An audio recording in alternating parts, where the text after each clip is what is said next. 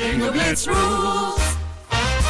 If your bingo has ads in it, That's not a bingo. if it doesn't have the coolest tournaments, mini games, and the most breathtaking design, Nope, not a bingo. if your bingo moment makes you feel so excited that you just want to burst in joy and scream out loud, bingo! Sorry, so you're playing... Bingo Blitz? Now that's a bingo.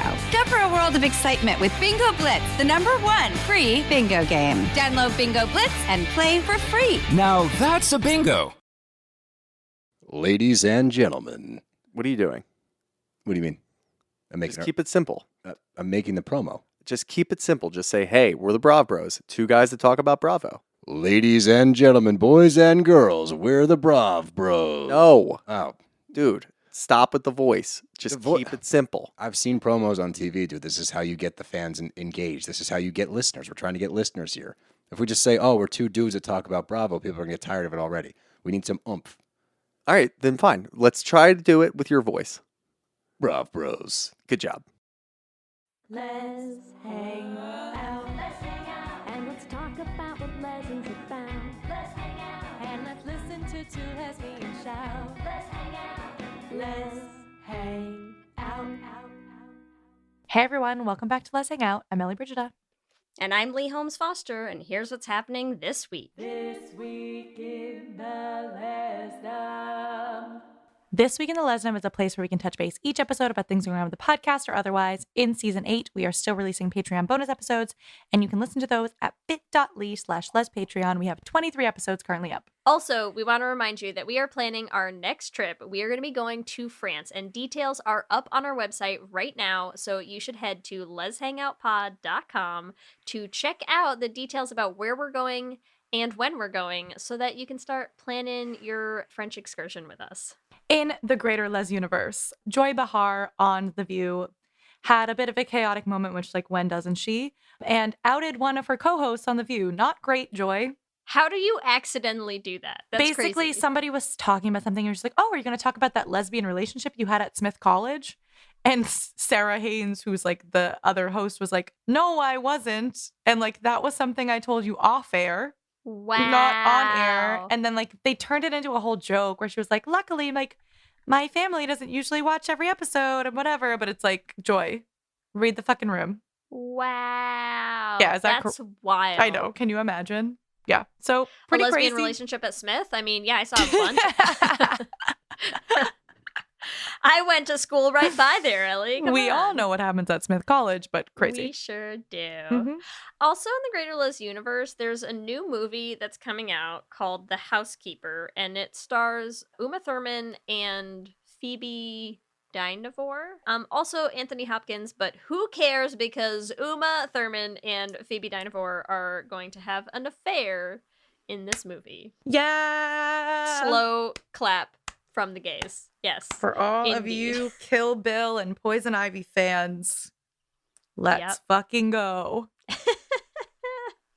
Also, it is, coming to the close of Halloween, and we just have to talk about the viral Halloween costume, chaperone and a passenger seat, because you gays. And yeah, I saw too the like TikToks that are like, I hate gay Halloween. And I'm like, this is so accurate. Like, yes, gay Halloween is both hilarious and so ridiculous. And I love all of it. It's just what I love about it is that every single one that I've seen, I'm always just like, yeah, that's a perfect costume. Like, A+ work gays. Way to go. Are they the only people who went as chaperone as a passenger seat? You know what I mean? In the entirety of the country? That can't be true. I don't know. But so funny. But they're just great. Listen, nobody. They may be the first, but they will not be the last. Yeah.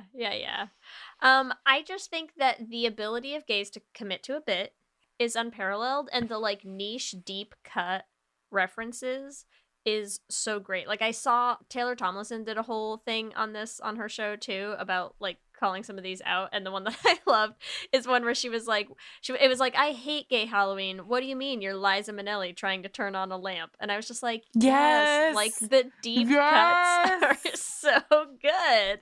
I'm like, that's such a bomb Halloween costume, honestly. Wait, that is so funny. They're great. Oh my god. I want to watch that sketch again. Yeah. It's incredible. So anyway, send us your best Halloween costumes. We love gay Halloween, and we want to see all of them. So what'd you go as? Send us the most insane, deepest costumes that you came up with. We're here for it.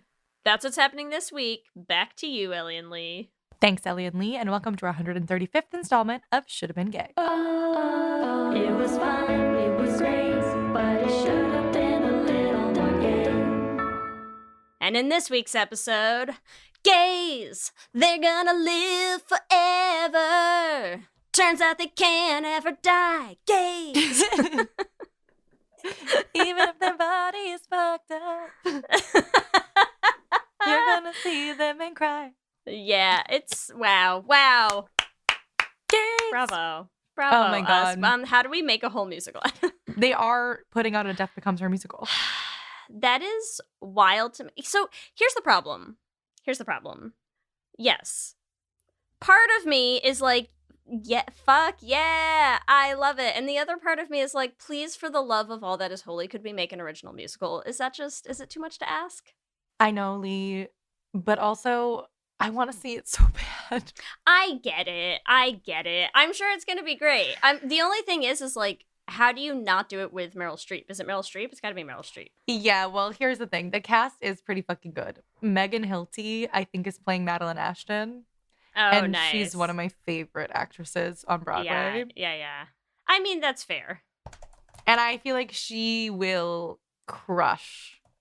She will kill Madeline. Like, that is such a good role for her. Oh, this is funny. It says Megan Hilty also used Meryl Streep's bio as her own in the Death Becomes Her playbill. Love it. Oh, that's so funny. So it's Megan Hilty and wait, also, this has been in production since 2017, in pre-production since 2017. That's insane. Insane. So crazy. Listen, I'll give it to them. I'm not mad about it. I just get so tired of every new musical you hear about being, it has like, to be a movie. Yeah, it's not a 30-year-old movie or a 20-year-old movie. And I'm just like, I mean, I get it, but they're reaching real back in the archives. We can do original musicals for this one.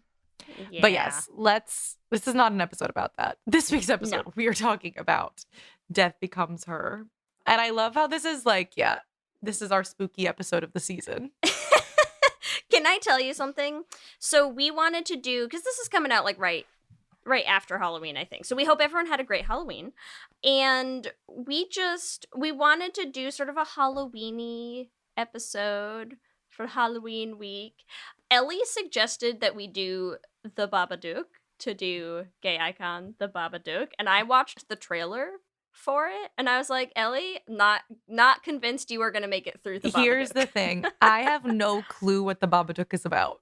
It's couldn't scary. tell you. So I was, you know what I mean? I'm imagining like just like this little gay, prancy little man, just like camp, you know? So thank you for saving me, Leigh.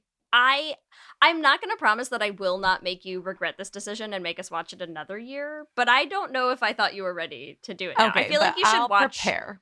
I'll prepare. You should watch the trailer and like mentally prepare yourself to watch the movie so that we can do a Should Have Been Gay on the Babadook. I will get myself ready for the fucking Babadook. So instead, we did extremely spooky, terrifying Death Becomes Her. Well, here's the thing. It was my suggestion. I knew it. Like, you were like, it's too scary. I was like, you want something that's not scary? Yeah. Because yeah. because here's what I did. I Googled like Halloween movies, and Death Becomes Her was on the list when I Googled it. Which is so funny. Which is really funny. And I was like, you know what? That's actually comical. Because it is. I mean, it's magical. It's like, it's like body horror in a way, right? Like, but camp comedy. Oh, it's so campy. So I was like, you know what? I feel like this is like in the same vein as like a Hocus Pocus for us. Yes, for a Should Have Been Gay. Absolutely. To do for the Halloween season. Yeah. So, and you had never seen it. But no, also, I've never seen it. But also, we need to do our IMDb synopsis before we dive into Okay. But yes. Here we go. Our IMDb synopsis for Death Becomes Her is as follows. When a fading actress learns of an immortality treatment, she sees it as a way to outdo her longtime rival. Love it. Yeah, fine. It's good. We can do better. Also, this movie came out the year that I was born. The year you were born. Yeah, I was going to say that. Isn't that Oh. crazy? 92. It's a 92. Wow, We love a 92 around we love here. a 92 baby. Good vintage year. Great. Yeah, don't call me vintage anymore.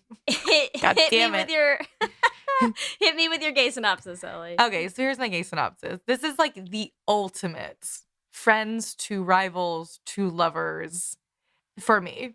This Yeah. is like we hate each other so much that we need to live together for the rest of our lives, Yeah. right? Yeah. Like I hate you so much. I obsess over you so much that I have to be in a psych ward to get over my obsession with you. And also it's just too much gay. It's too much gay, honestly. But that's, I think, the most baseline level. Helen is obsessed with Madeline to the point where she's like, do I want to be her or do I want to kill her? Yes. And then ultimately, they both realize, like, as much as they hate each other, they're the only two that understand each other. And they're the only two that they will be together for literally eternity. Yes. And that's what I correct. saw. I love it. Yeah. Okay. I have my gay synopsis for this movie. I'm not going to lie, I'm pretty proud of it. So here's my gay synopsis for Death Becomes Her. I would say testing the limits of how long you can edge a hate fuck with a side of kooky necrophilia. And also, inexplicably, Bruce Willis. Yes. Honestly, so accurate. How long can you edge a hate fuck? Actually, Honestly, that's the movie I watched. Like, do we think they ever fucked in this film? Obviously, it was not on camera. Yes. No, But, not like, on camera, but 100%. I feel they like we immediately fucked each other. There's Right? not even a question in my mind. Like, they have to have. But I'm like, at what point did they fuck each other? At what point were their bodies when they were like, fuck it, let's just do it? That party at the castle at the end, they are post-coitus in my mind. Yes. Not even a question. Agreed. Incredible. All right. So let's dive in. Let's do it. So, Leigh, what was your experience with Death Becomes Her? Okay, I had never seen it. I watched it this week, and honestly, wow. I know. Wow. Wild. You know what I also think is really interesting is when they made this movie. So, how old was Meryl Streep when this came out? She's born in 1949. So she was like in her 40s. I'm like, when I was watching it, I was like, I can't tell when you, like, what's the CGI making her look older? What's the CGI making her look younger? Like, Yeah, you couldn't tell which version of like, It was what was hard. the real version of Meryl Streep that you're Yeah, seeing in because- this actual movie? Yeah. because now we know what she looked like younger, and now we've seen what she looks like now, vastly older than she was when this movie was made. And I'm like, honestly, whoever did her, like, the aging, like, did a great job. Yeah. Like, Well, she's not She even looked- they're not even supposed to be that old. Like, they're 50. yeah, I know. So it's like, yeah, Meryl Streep, you said what, she was in her mid 40s? Yeah. She But was yeah, in, like if you look at when was Meryl Streep in The Devil Wears Prada? Devil Wears Prada came out in 2006. So that was 14 years after. Yeah, like I mean, both of these actresses are the most interesting actresses to put in this film. Yeah. And like I guess you probably would have known in their 40s or like these women are ageless, right? Like that's probably why they got hired. Yeah. But like Goldie fucking Hawn is like 75. Look at a picture of her. Like I'm not Yeah. convinced that they did not drink the potion.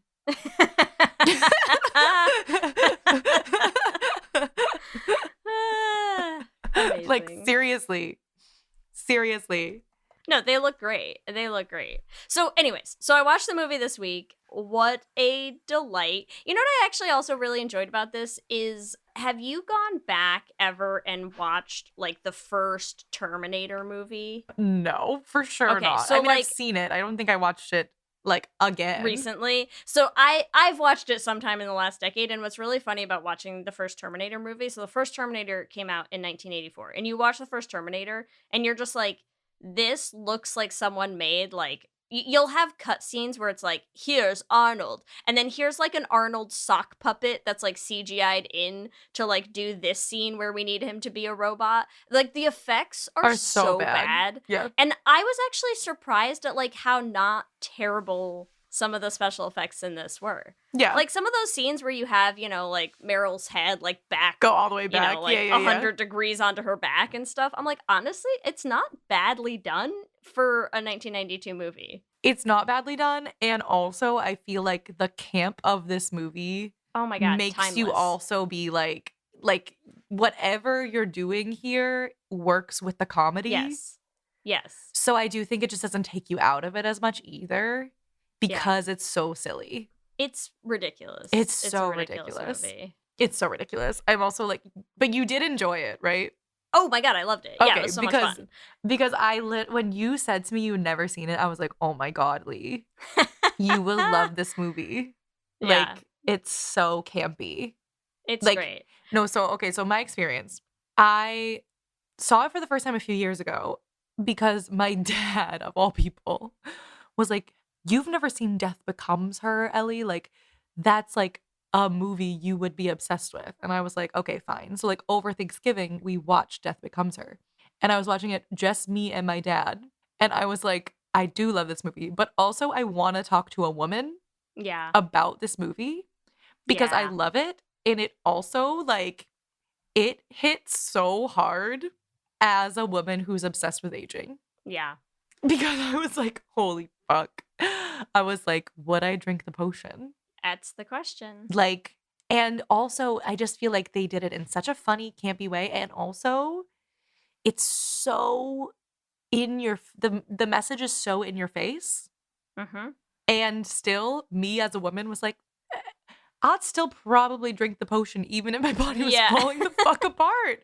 Do you know what I mean? So I'm like, so it was crazy to me where I was just like, holy, they're making it so drastically ridiculous. And I still completely understand why Meryl Streep and Goldie Hawn's characters like are fighting till the end to like keep their decaying bodies like on themselves. Yeah.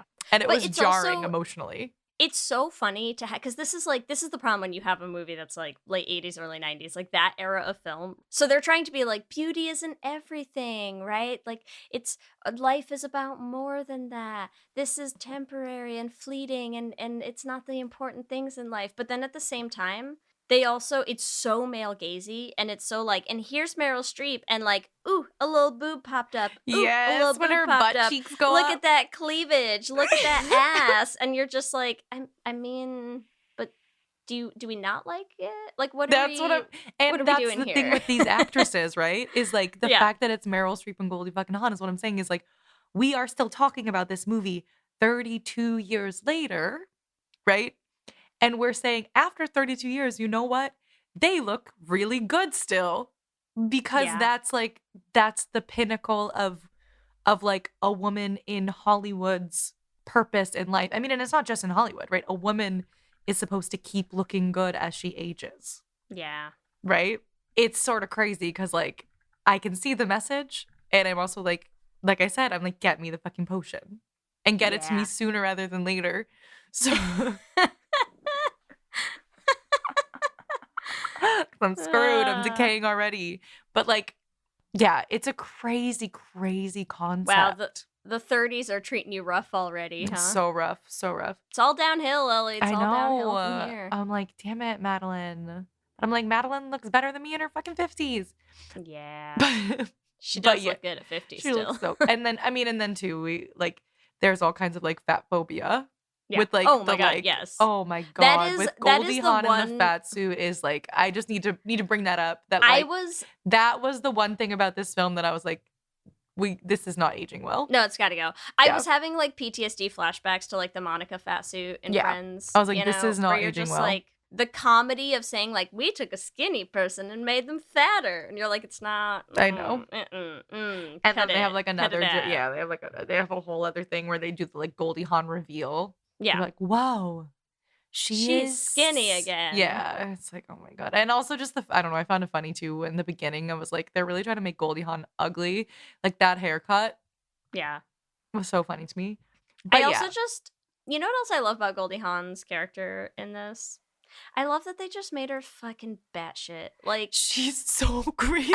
So funny. I love that they didn't try to shy away. at all from being like, she's a crazy fucking bitch. And you're like, yes, girl. Yes, you are. Well, and that's the you thing, too. make that fucking murder board, you stalker bitch. Exactly. Yes. We rip her I'm like, so hard. I'm like, you watch her die on that screen. Like, of course, yeah. Rewind. rewind.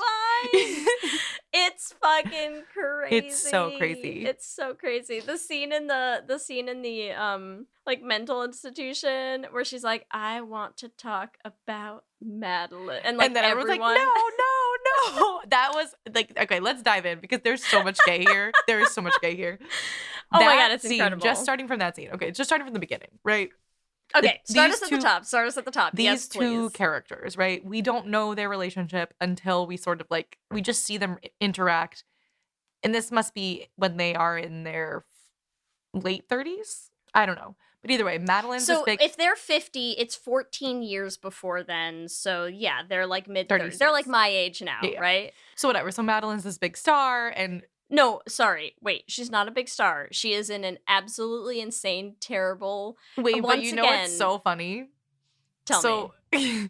My second experience with this is that I watched this last night, and we're watching the movie, and everyone's leaving the theater, and we were like, is it really that bad? Like, I was like, I'd stay. I'd stay. Here's what I love about it. One, I love nothing more than when people try to make fun of Broadway musicals by trying to make them bad, because I'm like, honestly, most of them Are bad. are Like, that's the thing. I'm like, They're- okay, she's like, how Yeah. she's singing and there's a bunch of naked men. Sure. Okay. I'm like, it's not Sondheim, I'll give you that. Yeah. But like, it's easily on par with actually many successful Broadway shows. So the idea that like 50% of the crowd is straight up walking out mid-show is It's so just funny so to me. silly. Because they couldn't make it bad enough. And it's also insane because I'm like, look, realistically, you could make a Broadway show that is just Meryl Streep like fucking chopping onions on stage, And people would watch and it. like That's what I'm more saying. than half the show, like more than half the audience would stay and would look exactly like Bruce Willis, being Willis, like, yeah. she's incredible, She's- she's amazing, standing ovation. I'm like, so true, so true. She's a like you could just star. have Meryl Streep sit on a couch on stage, Exactly. in that I was outfit, like, and like, I was like, it's not bad enough. You didn't make it it's bad not enough. bad enough. No, But- and they could have gone so like you could have made it so Yeah, much more so much ridiculous. worse. Like, they did not do a bad enough job. But my point here is that clearly there's like, this is such. Who wrote this movie? Because are they a man? And I'll be mad if they are. Oh, I'm sure they are. Let's find out. Death Becomes Her, written by Martin Donovan and David Kapp. Yep. God damn these people. Okay, so whoever wrote it is a man. However, I think choosing Goldie fucking Hawn and Meryl Streep to be in this movie, the relationship they created between the two of them is so gay. And so, like, from the moment they see each other in that freaking dressing room, Yeah. and they're like, Mads, oh hell. And Yeah. they like hate each other, but they also pretend that they like each other. I'm like, the acting here is so good. Even just the way, like, here's the thing. I feel like the problem is sometimes, especially in the 90s, when men want to write women, and I'm like, you don't get that what you do is make them gay, right? Yes. Because they're the like, obsession, like the obsessive rivals. I'm like, if they weren't gay, they wouldn't care that parallels- much. Yes, the parallels between the two of them having to practice their reactions to things, right? Like in the mirror being like, oh, okay, no, that didn't look shocked enough. Okay, let me make sure that the tits are out, the legs are out, the everything is artfully placed at the right angle. Is this my good angle? Like, we want the girls at a good angle for Helen to walk in, I so that I know. can go, oh hell, and you're like, oh wow. It's Oh insane. wow. I'm also like the fact that they're two like college friends clearly, or like high school friends, Yeah. whatever. I think it's farther back. I get the feeling this is childhood, like middle school, high school. And age. the transferent, like, there's so much within the first like 5 minutes of this film because Mhm. you're getting the backstory of them, And Goldie Hawn's character, right? I'm like, Helen is like, I needed you to pass the Madeline Ashton test. Yeah. Because she's like literally every single, like, why is Madeline stealing all of her boyfriends? Yeah. Well, first of all, there's something so funny about being like, I need you to prove to me that anybody cannot fall in love with Madeline Ashton because 'Cause she's she like- clearly doesn't believe it herself. She's like, it's impossible. It's There's impossible no man or not woman to in the fall in world who love. cannot fall in love with this woman. with Madeline Ashton. She's like, I need you to show me that it can be done. Prove it to me. Prove it to me, Ernest. Because she is so in love with Madeline. It's wild. So there's that. And then, I mean, listen, we could talk for hours about the classic trope of like, I don't just want any man. I want a man who's been inside you. That's what will do it for me. It's so like, wild. it's And crazy. that's why this movie's so funny. The juxtaposition of him being like, there's nothing between me and Madeline. They get married. That cutscene is fucking so good. on the floor. I was like, amazing, love it. And the way that they stalk each other, like Helen coming down those stairs.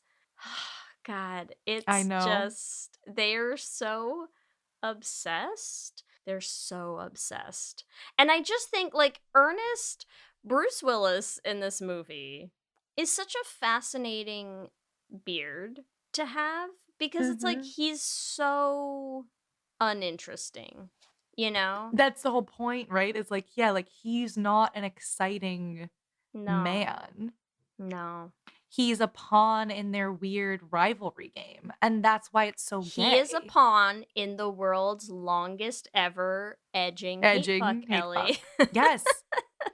Literally. I could think of no better words to describe this movie. I mean, the amount that both of these women hate this man. Yes. He is nothing to them. He is nothing. I mean, he's also like in the grand scheme of it, he's a interesting plot device, right? Because we're comparing plastic surgery to the potion, and then also just like the fact that they need him to keep them looking alive. Yeah. Oh my god, what a crazy They don't movie. need him. They just need a good spray paint can. Yeah, okay? they just need some They're good spray good. paint. Oh my god. It's so But yes. silly. It's so silly. He's a complete dud of a man. I mean, that scene where Helen is like whispering in his ear, like, you're so sexual, Ernest, whatever. Like, she doesn't give two shits about this man. No. She's like, please, Madeline, I'm gonna get you back. I mean, also the fact that, okay, they have that thing. They go 7 years later. She is obsessed. 7 years? 7 years is a long time. That is a long time to be obsessed with Madeline Ashton and her demise. Yeah. Well, and again, that's what's funny about it because this is where they just can't stop making people gay, right? Because I'm like, it's 7 years. She's not obsessed with Ernest. Exactly. She's not obsessed with like, I need to get Ernest back. She's not obsessed with like, I loved Ernest and I miss him. She's obsessed with Madeline. Yes. The only thing on her mind is Madeline. The only thing she can talk about is Madeline. Mhm. The photos on her wall are all Madeline. The name scrawled into the drywall is Madeline. The cops are dragging her away and she's still staring at Madeline. It's also, is it just me or is there something that's like, okay, I know that scene is not sexual. Oh, but it feels when she's watching her on the screen. Yeah, like it feels a little like she's like watching a fucking Madeline Ashton porn and just being like, this is what I get off to. You are not wrong. She is licking her. At one point, she puts 2 fingers in her mouth and licks them. Yes, thank you. Thank you. Yeah, it's quite sexual. Lot. It's quite a sexual. lot. And I'm like, I understand that I don't think they necessarily intended it to be that sexual, but again, that's because they forget that lesbians are a thing. And so I'm like, I don't think you are aware of like how fucking sexual you made this scene. Yes. Like that is wow. I'm like, she's yeah. got like full on like I'm just licking white frosting off of 2 fingers while watching like rewind clips of this woman, and I'm just like, Okay. I know, and they're Ugh. trying to be like, oh, well, it's because she's dying, and she's like, Yeah. but she's like turned on by her death. Oh, they are into some like autoerotic asphyxiation for sure. I'm like, not a question. She wants to choke Madeline Ashton Yeah. with that scarf Yeah. in a not platonic way. I mean, I don't know if you could choke someone platonically, but you know what I mean? Like, Have you ever choked someone platonically, yeah, listeners? if so, Tell let us us know. about it. but really, it is so hypersexual. Oh, it's extremely sexual. It's wild. That scene took me out. I was like, wow. I feel like I need to rewind it and watch it again now. Yeah. And her literally like holding onto the door, basically being like, let me get one last glimpse at Madeline before I lose my freedom. It is. That's why I'm saying. If this movie was made 40 years in the future, this movie is just straight up Helen making like fan cam edits of Madeline in her spare time. Like, when she's like, oh, like, do you have a Madeline Ashton thing or whatever? It's about Ernest. I'm like, we know who has a Madeline Ashton thing. yeah. Yeah. Like, hell, you've got a Madeline Ashton thing, and it's okay. Okay, let's take a hot break and come right back to talk more about this. This episode is sponsored by BetterHelp. And as we head into Thanksgiving time, I want to start by thanking my wife, Kelsey, who has not only listened to just about every episode of this podcast for 8 seasons now, but who also is the only reason I'm able to make time to record it every week. She takes the kids, gets them dinner, and gets them ready for bed just so that Ellie and I can come on and yell about gay things into each other's faces for an hour. So here's a reminder to send some thanks to the people you're grateful for in your life, including yourself. I've been in therapy for a long time now, and one thing that's so important about therapy is how it teaches you to be more intentional. And being intentional about gratitude and how to show that to the people you appreciate is just one of the many benefits that I've gotten from therapy over the years. If you've been thinking of starting therapy, consider giving BetterHelp a try. I know how hard it can be to find time for regular therapy, and BetterHelp is designed to be flexible and convenient for your schedule. You can fill out a brief questionnaire to get matched with a licensed therapist, and you can switch therapists at any time for no additional charge. If you want to start being more intentional about gratitude in your life, visit betterhelp.com/Lez Hang Out today to get 10% off your first month. That's BetterHelp, HELP.com/Lez Hang Out. Let's hang out. For many businesses, the holiday season can be both an exciting and stressful time. With so many balls in the air, one thing you definitely want to know you can rely on is how you're selling your products. And with Shopify, you can rest easy knowing it's the home of the #1 checkout on the planet. Nobody does selling better than Shopify. And when it comes to successful brands like Aloe, Allbirds, or Skims, an often overlooked secret is all the things that go on behind the scenes that make selling, and for shoppers, buying, simple. For millions of businesses, if you take a peek behind that curtain, you'll see that Shopify is what makes it all possible. Shop Pay boosts conversions up to 50%, so that's more happy customers and way more sales going. It's true all the time, but especially this time of year, your commerce platform better be ready to sell wherever your customers are scrolling or strolling, on the web, in your store, in their feed, and everywhere in between. Businesses that sell more sell on Shopify. Upgrade your business and get the same checkout we use for Realm merch with Shopify. Sign up for your $1 per month trial period at shopify.com/realm, all lowercase. Go to shopify.com/realm to upgrade your selling today. Shopify.com/realm.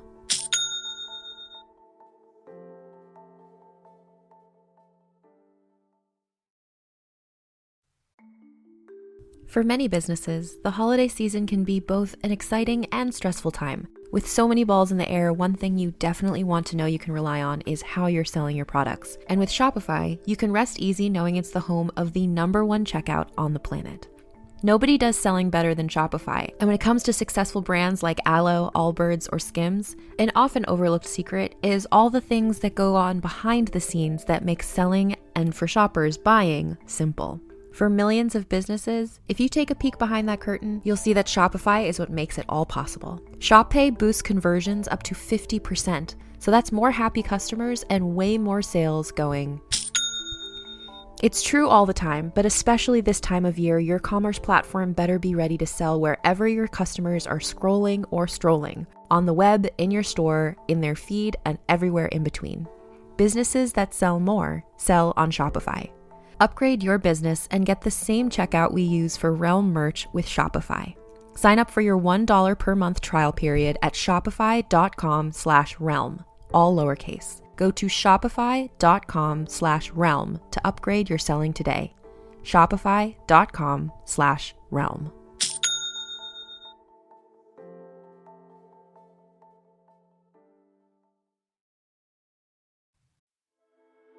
Hi, I'm Laura Cathcart-Robbins, and I am the host and creator of the podcast, Only One in the Room. Every week, my co-host Scott Slaughter and I invite you to join us and lose yourself in someone's only one story. The Only One in the Room has a wide variety of guests, from prisoners to abuse survivors to swingers. With 21 seasons and counting, we guarantee that Only One in the Room will have a story that you'll connect with. This podcast is for anyone who has ever felt alone in a room full of people, which is to say that this podcast is for everyone. I mean, it's just it's obsession. Like, this is the ultimate obsession, right? Like, it really is. It really is. It's hard. Like, and we've done a lot of other. Like, here's the thing: when you watch this, I was like, it's got the straight up vibes of like Rachel and Quinn, right? Like the enemies to like hate fucky lovers kind of vibe, you know, where they're so obsessed with each other and there's so much passion that they cannot figure out what to do with it. And because there's so much passion that got buried under this layer of like high school resentment, where it was like, you didn't see me the way I wanted you to see me back then, and I've never gotten over it. I need you to admit that you hurt me and see me differently, right? Like, that's the whole driving thing. That's what you build towards this whole fucking movie, is just Madeline being like, you hurt my feelings thinking I was cheap when we were 17 years old, and I cannot get over it. I have needed to fuck every man you've been with. which is so crazy. It's so gay, Leigh. I can't even say it out loud without being like, it's so fucking gay. It's unreal. It's so gay. Okay, I've needed to fuck every man you've ever been with. And now I could care less about Ernest. Like, I have zero interest in this man, right? All of my relationships now have nothing to do, like, they're all purely surface level, like, what makes me feel good about myself, but nothing makes me feel good about myself because I need you to feel good about myself.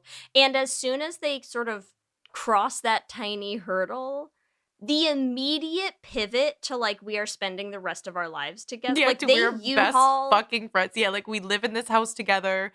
We are, like, because also, okay, like, the other thing that it hinges on, which is so gay, we both share a secret. Yes. Right? So it's like, and you're the only person I want to share this secret with. Oh, like, thank you for spray painting me, honey. It's very like Celia, Evelyn, Hugo, like no one else can know, right? It's just us. It's just us. The golden age starlets, no one else can know about us. Exactly. We'll keep our secret together forever. Forever.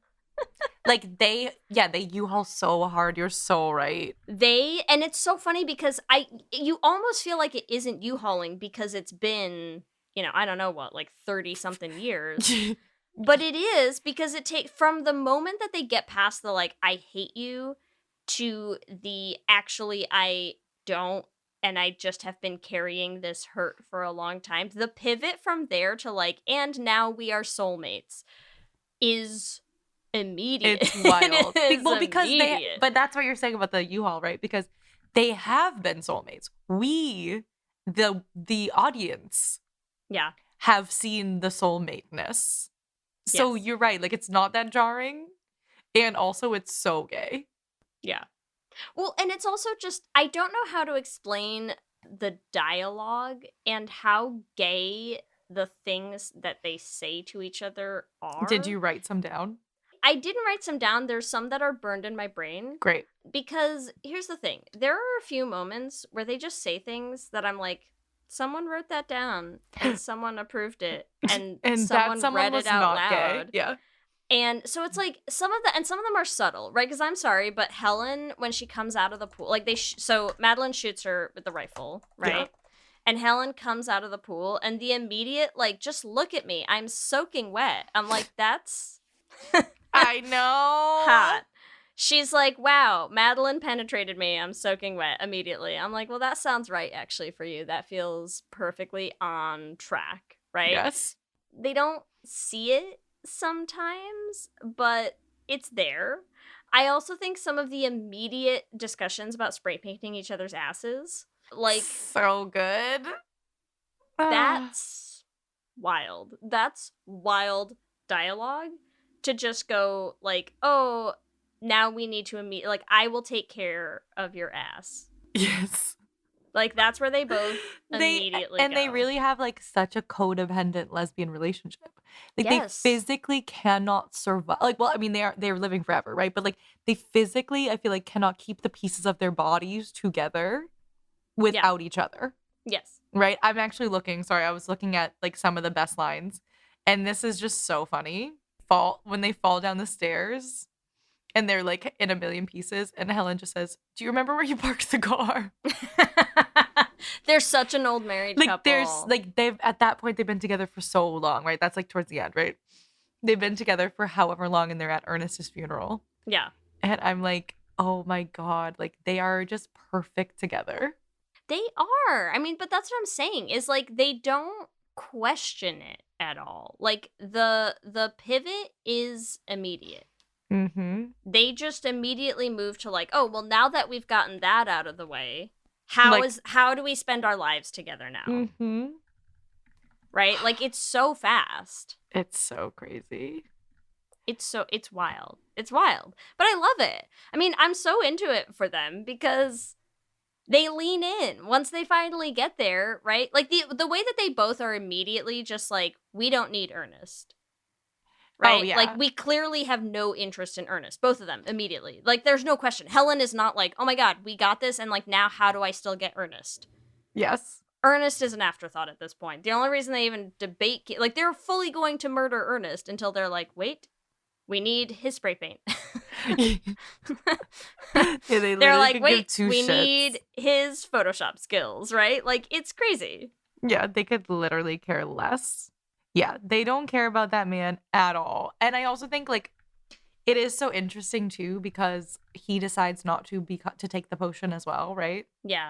And they try to be like, oh, like, but he's like, what would I do? I'd be so bored. And I love how, like, that's his thought. And these two women are like, we'll never be bored with each other. Like, fuck it. Like, because, okay, so Helen had taken the potion before Madeline. Yes. Right? Because when Madeline shoots her, she's like, oh, fuck, you've taken the potion. Yeah. So I wonder, and maybe I did miss this part, what if Helen basically set it up so Madeline would take the potion? Say that, so, like, bribed the people to, like, get her to, there? like, get her there. So that they could spend, like, their eternity lives together. I love but it. It would be too crazy of her because she is trying to kill her. So, like, why would she try to kill her if she knew she was immortal? No, I like it. I think we should think through the thought process. Right? But I don't know. Because you know what's funny? I will say, the thing that surprised me, because these movies back then were so formulaic, I didn't actually see coming that Helen had taken the potion already. I don't know why. Yeah. Like, when she got young and hot again, I was just like, sure, she worked on herself. Yeah. Like, I think also because I think what I agree. The first time I saw it, I think I was like, she's so obsessed with Madeline and revenge that she just, like, worked out and, like, got a facelift and, like, was like, I'm gonna be beautiful for Madeline. For Madeline. But I don't think I thought about the potion either until you realize when she actually, like, her body's fucked up and she's still alive. Yeah. Yeah. Yeah, I don't know. That's a good question. Whether she had like a big plan in mind. I feel like she was just still running on pure hate, you know? I think she was too. But I do think there's a part of her that was like, it's like hate and jealousy. It's like the do I want to be her? Do I want to be inside of her? Yeah. You Well, know? and I think once they get past it, they clear it up real fast, you Oh, know? yeah. Because it's like again, some of the moments that I'm like dying about after they work out their stuff. They have their big shovel fight, right? And then they like have their conversation on the couches and like work out some of their things. And they come up to talk to Ernest. And Ernest is like, I gotta go. And they're like, well, wait, like fix this up first, right? Mhm. Like fix this up first. And then he's like, okay, but once I do that, like I'm out of here. Like don't think about me anymore. Don't like contact me anymore. Yeah. And immediately they have this moment where first of all, he's talking and you see their shadows, right? On the Yeah. wall, which are like so close together. And I kept waiting for them to just like Kiss. lean in and kiss. Yeah. But then there's this moment where he's like, don't think about me anymore, right? And Madeline's like, I don't have a problem with that. Like, do you? And she turns to Helen and like Goldie Hawn turns to look at her with those fucked up eyes, right? And she just looks directly at her and she's like, not anymore. And I'm like, that is the gayest thing. And she like kind of gives her like a once over, like does like a down up, like full thing that I'm like, that's gay. And then cut scene 2, the immediate next thing they do, I don't know if you remember. Do you remember what the next scene is? No. They're both like trying on lingerie together. I'm not surprised by that. Like, you know, when they have that scene, because that's when they realize that they're like, oh no, I'm peeling. Like some of it's falling off. Yeah. And that's when they decide they need to keep Ernest. But that's because the immediate next thing they did was to go be like, As let me naked as see possible how next to fucking each hot other. you are. Yeah. Yes. So actually, maybe I'm revising my idea of when they fucked. Yeah. I feel Maybe like it was immediately. I think it was probably because also I feel like it would be probably pretty difficult to have sex with the bodies that they have. Yeah, true story. I don't know because like all their pieces of their bodies are constantly falling apart, right? Why you're like, what does their vagina look like? Yeah. It is a little Like, crazy. I don't know. Like also just like their wrists are always broken. Like I feel like they don't have good use of their fingers. I don't know. I can't imagine. They gotta have very delicate sex. Yeah. Which is probably why they're such a mess, because that's not what either of them want, right? You're right. You Like, think they actually fucked up their entire bodies having sex. I mean, look at them at his funeral. They're fucked. They're fucked, right? Like, I think that's, 30 years, whatever it's been, of like Mhm. rougher sex than they should have been having. You're so right.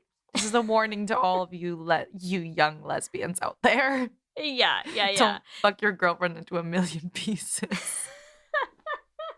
Sometimes gentle's the way to go. That's okay? so funny. Like, I know you want to strangle her to death. I know she's already got a fucked up neck. You Like can there's a lot. smash That her with a scene must have shovel. been. That scene honestly must have been so much for Helen. Like I she know. already has a neck thing for Madeline.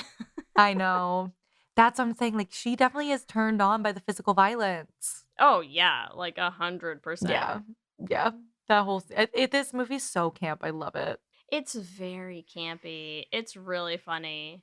But it's like it's campy in a way that their interactions with each other are just, I don't know, like it's It's crazy. so gay.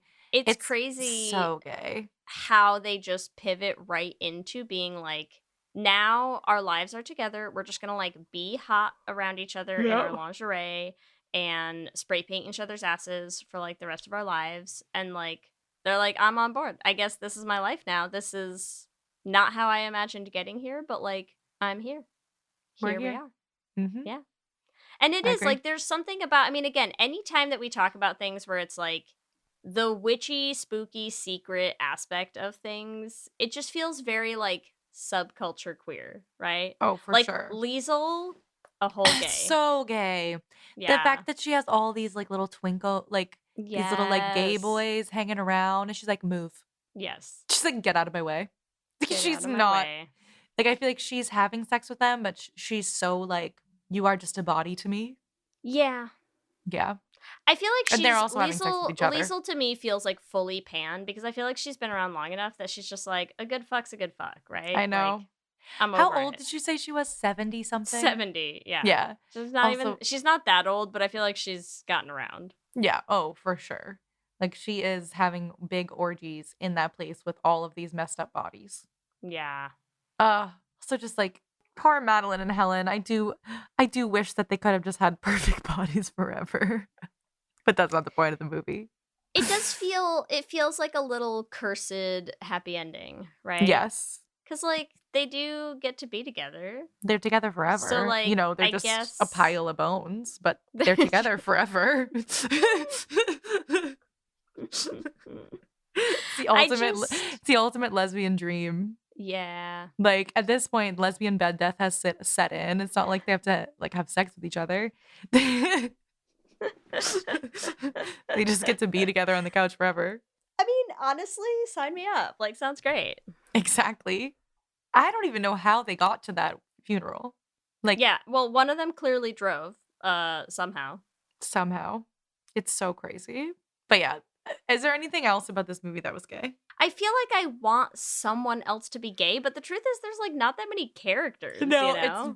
that's the thing. It's like very about the two of them, and that's why it's okay, right? It's like the two of them have so much, just like both those freaking actresses have so much star power that I feel like also, okay, the other thing that's gay about it to me is like, if you are a queer person and you have not watched this movie, please watch this movie, because I just feel like I have like queer worship for the two main actors watching this film. Like, I love Meryl Streep and Goldie Hawn, but like, to me, I don't know, the two of them together is like seared in my brain. Like, them sitting on that little bench when Ernest plummets off the top of the roof, and they're just like holding each other, being like fully depending on. I think it feels like wedding vows almost. Yeah, that scene. Yeah. The star power, the like diva worship that I have here. I had a very gay experience watching this movie. You know, it really is something. I mean, I have to say. And I sent you that picture. So, but Lauren, her social media handle is Poppy Lore. Her and her girlfriend were the two of them. And I just feel like when I saw that costume, I was like, I feel so validated. Yeah. That like these two are a queer couple. To be a queer couple's costume. Oh, like 100%. It's just like the pinnacle of gay. Because it's just them. There's just them. There's no one else. Yes. Like, I know you said Ernest was like an interesting plot device, but I'm like, Ernest didn't need to be in this movie. This movie's the same. All. You replace Ernest with like a nice broom, and like this movie doesn't change. A vacuum cleaner, maybe. You stole my iron. Like, doesn't matter. It doesn't change anything. It doesn't change anything. Oh, so good. Okay, so which characters are we shipping, Leigh? Oh my god. Do they have a ship name? Do they already have one? They should. Wait, this is so funny. Is Death Becomes Her queer? But it says gay men really like it. I mean, it's very campy. And basically because they're saying that gay men are obsessed with youth and beauty as well. Sorry, I was looking for their ship name. They should have one. They deserve one. Yes. My ship name for them is Helamad. Ooh, I can't beat that. Madden? But I can't beat Helamad. Helamad. Damn, that's a good one. They're hella mad for each other, you know? Wow. The morgue should be furious. These gay bitches. Listen, I feel like there are a lot of like enemies to lovers, frenemies to lovers ships that like this is the blueprint of. Oh, it is the ultimate. Yeah. It's so good. This is a level of obsession that is hard to replicate somewhere else, and the premise allows you to have this like, and now they get to spend eternity. It's so together. It's so good. They're such a fucking old married couple, like bickering at the end. I'm here for it.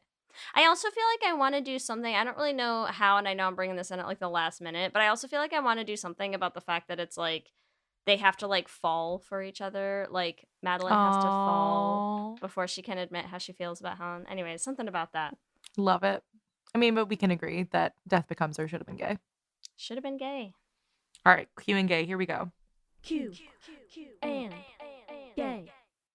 Question number 1, Leigh. How would you die? A, fall down the stairs. B, rifle to stomach. C, drown. Or D, plummet from a building. Oh gosh, I'm gonna say probably rifle to stomach. Oh no. In Rough. this movie, I think I'd be the rifle to the stomach because I feel like I would just push someone too far, you know? Question 2, Ellie. Have you had a frenemy? A, yes. B, no. Or C, eventually we dated. That's honestly so funny, and I wish that I had a frenemy that I dated. I don't know. I feel like I'm gonna say yes, question mark. Okay. But like never this intense. I feel like we all like in it's the a hard theat- level to reach. in the theater. I feel like you have some like minor rivals. You know, you're Yeah. always auditioning for the same parts and stuff like that. But wouldn't say that they were like they're more. But you're friend- like, I didn't hate fuck them. So Yeah, they're more friends than enemy. I would say Okay. they're like 80% friend, 20% enemy. All right, question 3. What would you do with your immortality? A, movie star. B, pop diva. C, author. Or D, reclusive millionaire. I'm gonna go with reclusive millionaire. Listen, I'm just gonna that's what I'm saying. I'd be so happy, just like chill on the couch forever. Sounds great. I see Hide that. out at home, make some tea. I see that for you, Leigh. How would you make your millions, though? I mean, you've got time. You just buy Because you just stocks. put money in stocks, and then you're Yeah. like, well, but you have to Make some wait money. still. Well, that's okay. You got forever. All right, you're right. Eventually, you'd be a millionaire. I just don't know how long it would Eventually. take. All right. Okay, question 4, Ellie. What would it take to make you walk out of a Broadway show? A, bad songs. B, bad choreography. C, bad story. Or D, off-pitch singing. It has to be D for me. I feel like I've watched shows with bad songs. You're like, I've seen all of A through I've C. seen A through C. If Yeah. you can't sing, I cannot handle that. I'm That's out. fair. I'm out. All right, question number 5, the ultimate question. Would you drink the potion? Yes or no? I feel like ultimately no. I think I'd be like an Ernest, you know? I think you have your life, you make the most of it, but it's enticing. I mean, It's very tempting. it's a tempting offer. I get it. It's pretty, it's pink, it balances on its own. You know, it's got a lot going for it. It really does. I would do Liesl's it. looking good. Everyone's looking good. Until you're not looking good. and Until you're not a bag of anymore, until you bones. fall down the stairs. You know, Yeah. it just sounds rough. Yeah. So So I think no. I feel like I got to go with no. But boy, tough choice. Such a tough choice. I think they should have just given a better instruction manual. Like, I'm sorry, if you told me, like, if you all you say is take care of your body, I don't know what that means. Say, Yeah. do not get shot. Don't have a shovel fight. Like, why? Just don't do these things. Stop choking each other in the bedroom after you're dead. Yeah, you know, just basic stuff. Exactly. Just basic shit. If they had a manual that was like, here's how to keep your body safe and alive, sure, I would do it in a heartbeat. But I would have no heartbeat. So true. So crazy. I mean, same way I would want to be a vampire. Like, I'm sorry. It's just always going to be a thing for me. And it's okay. I want to hear the answers, listeners, if you would drink the potion or not. We all want to know. Mm-hmm. As always, remember you can answer our Q&A questions on our Twitter at Lez Hang Out Pod. Let me hear you say hip, hip, hip, hip, hip, well, yeah. We love hearing from all of you and building this community, and we just like to shout out some of our favorite things every episode. This week, we want to shout out a user on TikTok who commented on one of our posts about Rizzoli and Isles, saying, I still have a crush on Rizzoli. Not gonna lie, I shipped them then, and I ship them now. Because honestly, if you're not still shipping Rizzoli and Isles in the year of our Lord 2024, what are you even doing? What are you doing with What your are life? you doing? So accurate. Agreed. As always, I want to thank our Lesbian Jesus patrons, Mark Foster, Lizette Stye, Adi Benitez, Sophia Phillips, and Armani Gucci, and our King Princess patrons, Amy and Ellen. and Andrea Doucette. Thank you all so much for supporting the show. We could not do it without you. Remember, you can find us on all the social medias. We are on Instagram, Facebook, Twitter, and TikTok at Lez Hang Out Pod. You can email us at lezhangoutpod@gmail.com. You can check out our website at lezhangoutpod.com. Whatever app you use for podcasts, make sure you subscribe to be the first to know when new episodes drop. We have videos going up on our YouTube channel, so make sure you subscribe at youtube.com/lezhangoutpod to catch them. Let's Hang Out is an independently produced show hosted by us with audio production by me. Our production assistant is Kristen Murison, and other podcast shenanigans by Leigh Holmes Foster. If you want to help support the podcast, the first thing you can do is leave us a rating or a review on whatever app you use to listen to podcasts. It's easy, it's free, and it helps new people find the show. If you want to support us on Patreon, you can join at bit.ly/lespatreon. We have 23 bonus episodes and a Patreon-only Discord chat. It is a good time in there. We also have merch. Our new merch store is on our website. You can go to our website or you can go to bit.ly/lesmerch. You can find all of our new designs, new items, and we are going to have our new holiday designs going up soon as well. So make sure you check it out. And remember, we have a queer production company making queer podcast musicals with guaranteed happy endings. You can find everywhere at $beanprod. You can also check out our website, dollarbeanproductions.com. You can listen to all the episodes of our first show, The Flame, on any podcasting app. And you can check out all the episodes of our second show, Journey to the Heart, up on any podcasting app. And if you want to help support us in making more musicals, you can join our Patreon at bit.ly/$beanpatreon. You can follow us individually. You can find me on Instagram, Twitter, and TikTok at LSH Foster. You can find me on Instagram, Twitter, and TikTok at Ellie Brigida. With that, I'm Ellie. And I'm Leigh. And let's hang out again soon. Let's hang out.